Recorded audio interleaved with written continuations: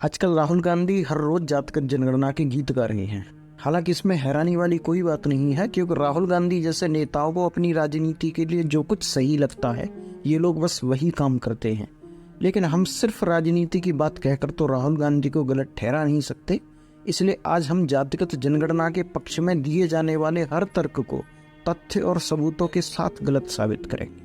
और इस बात का दावा है कि जिसने भी इस वीडियो को पूरा देख लिया वो खुद जातिगत जनगणना का खुलकर विरोध करने लगेगा। तो आइए वीडियो की शुरुआत करते हैं और सबसे पहले जातिगत जनगणना के समर्थकों द्वारा इसके पक्ष में दिए जाने वाले सभी तर्कों पर एक नज़र डालते हैं। तो राहुल गांधी और जातिगत जनगणना के बाकी समर्थकों द्वारा जातिगत जनगणना के पक्ष में कहा जाता है कि इससे एक तो जिसकी जितनी संख्या भारी उसकी उतनी हिस्सेदारी का फॉर्मूला सफल हो पाएगा।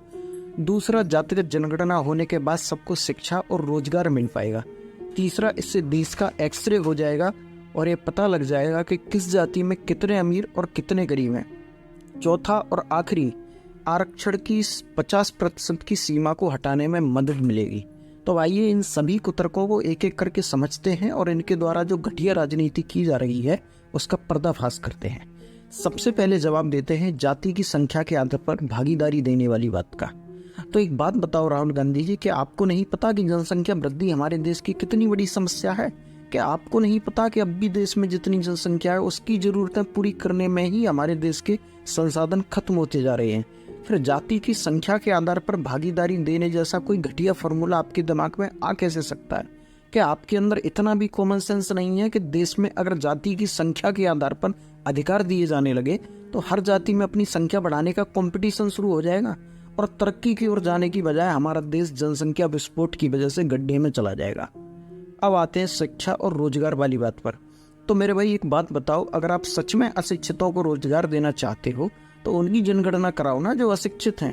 अगर आपको सच में रोजगार देना है तो उनकी जनगणना कराओ जो बेरोजगार हैं, वो भी बिना जाति देखे, क्योंकि अशिक्षित और बेरोजगार हर जाति में है और शिक्षा व रोजगार की जरूरत भी हर जाति को है। और हाँ, देश को जातिवाद की बिल्कुल भी जरूरत नहीं है। फिर शिक्षा और रोजगार देने के लिए किसी की जाति देखने का या उस जाति की संख्या देखने का क्या लॉजिक बनता है? अब बात करते हैं देश का एक्सरे होने वाली बात पर। तो माननीय राहुल गांधी जी, अगर आप देश में अमीर और गरीबों की संख्या ही पता लगाना चाहते हैं तो उन परिवारों की जनगणना कराइए जो गरीबी रेखा के नीचे आते हैं और उसे टोटल पॉपुलेशन में से घटा दीजिए, तो अमीर और गरीबों की संख्या निकल आएगी। फिर आपको जबरदस्ती इसमें जातिवाद क्यों घुसाना है? आपको जातियों में ही अमीर और गरीबों की संख्या क्यों जाननी है, जबकि सबको पता है कि हर जाति में गरीब भी हैं और अमीर भी। और वैसे भी अगर किसी जाति में गरीब जाता है तो इससे उस जाति को कोई विशेष लाभ तो दिया नहीं जा सकता, और अगर किसी जाति में अमीर ज़्यादा है तो उनका कोई हक छीना भी नहीं जा सकता, क्योंकि एक तो ये सामाजिक न्याय और संविधान के खिलाफ होगा और दूसरा अगर ये काम किया गया तो दोनों तरफ गरीब ही पिसेंगे। अब आते हैं आरक्षण की 50% की सीमा को हटाने वाली बात पर।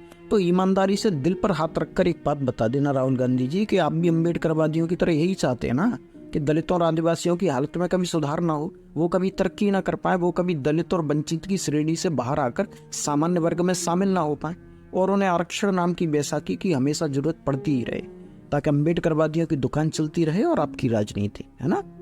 खैर, अगर सच में गरीबों, दलितों, पिछड़ों, आदिवासियों और देश का हित चाहते हो तो आरक्षण की सीमा बढ़ाने की बजाय देश की अर्थव्यवस्था को इतना मजबूत बनाने की बात सोचो जिससे देश के किसी भी नागरिक को आरक्षण नाम की जातिवादी बैसाखी की जरूरत पड़े ही ना।